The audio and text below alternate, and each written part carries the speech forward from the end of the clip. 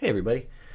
So we're going to do two things today. So one, we're going to sign up for the GitHub Student Developer Pack, which is a really cool thing that you can get if you're a high school student or college student. It gives you access to a lot of really cool development things, like the fancy GitHub, access to some online like hosting services, things like that. A upgraded version of Unity. It's really just a lot of nice things. So again, how you want to sign up is you want to go to education.github.com/pack. And then there's a link right here that says get your pack. When you click on get your pack, you're going to sign into GitHub, or you're going to need to make a GitHub account. And so you'll create an account here. And I'd encourage you to make it with your student email address right now, because that's what they're going to check to make sure that you have qualify for the thing. So that is the first thing I would like you guys to do. So once you have that done, it takes a few days to get this approved. So once that's approved, then you'll go on to the next thing. So, and the next thing is go up here and search for Unity. And because we're going to install Unity, so you can use that later on this year. So what are we going to do? We're going to click on the download button right here. And this should take us to the Unity personal situation. So we're going to download this as personal, and then when we get our upgraded approval in terms of the GitHub service, then we'll be able to upgrade it, and you'll get some nice little bonus features.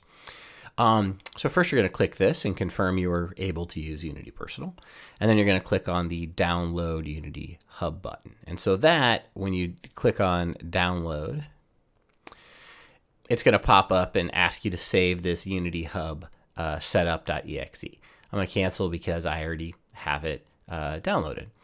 And so once that's downloaded, double click on Unity Hub setup.exe, and that will take a minute to install Unity Hub.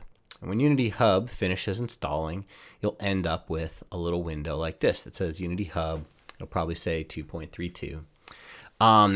And it will ask you to sign in up in this corner with the version or with the email that you made your you want to use the same email as you made your GitHub account.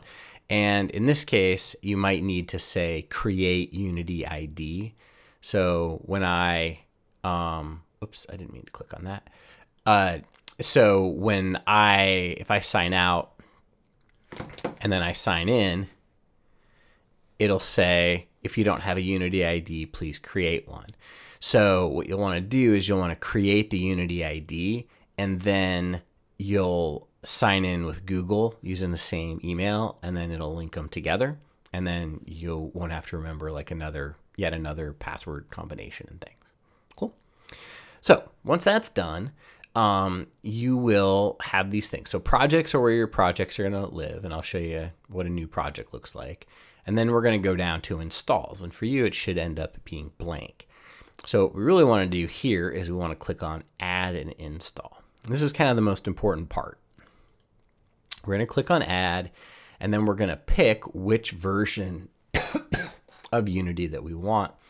Now, you'll notice that there's three kind of main choices here. The one that we want is actually the one that's grayed out on mine. That says Unity 2019.4 9F LTS. That means long-term support. So notice that I already have that one installed, and so that's why it's grayed out on mine. But we want to make sure that we have all the same version. So the reason it says LTS, that means long-term support, which means that it's sort of like the finalized version of the 2019 Unity. It means that it won't have a bunch of new features, though they will support it in terms of like little patches and fixing bugs and things like that. These are really important for developers because, like, let's say I'm making a game and it takes me 2 years to make my, my big game that I'm releasing. I want to have a version of Unity that I can count on is going to behave for the same over the entire development cycle, and nothing big's going to change. So I think that working on the newest of the long-term supports is always kind of the safest play for development. So we'll do that. So once you pick this one, which I can't click because I already have it installed, I can go on to next. And then you can choose if you want to have any special build platform. So I have Android and iOS and Windows picked because I thought that I might, at one point make a iOS app and push it out, and Unity will do that. It'll convert over to that. Now, the nice thing about these is you can just add them later if you're not sure, you're worried about hard drive space. Once you've done all that, you'll click on next, and then you'll get this will say downloading and installing on it. And it can take a while. So you're going to want to do it and then sort of, set your computer off to the side. I kind of wandered off for a half an hour and it finished downloading everything because it is like 7 or 8 gigabytes of data. So it can take a while. Once all that's done, what you're going to do is you're going to go over to projects and you're going to click on new project. And this little drop down, this little arrow here lets you pick which version of Unity. So like, let's say I was working with different teams and I was maybe using different versions of Unity, I'd make sure to pick the correct one for my group. But so when I click new, then I get this little thing where I can choose which thing of Unity. So we typically have Unity 3D. That's like our main one. But there is 2D Unity, which people can use that is more akin to what we did with SFML last year. So anyways, give your project name. I'm going to call it Test 1138. And you pick a location for your Unity product. So I just am putting it in my D drive for now, but no particular reason. And then I'm going to click on Create. And then I'm going to get some sit and wait time. So the sit and wait time, especially the first time after you've installed Unity, is going to, generate all these project templates, move a bunch of files around. And so it's going to take a little while. Every time you run Unity, it will take a little bit longer.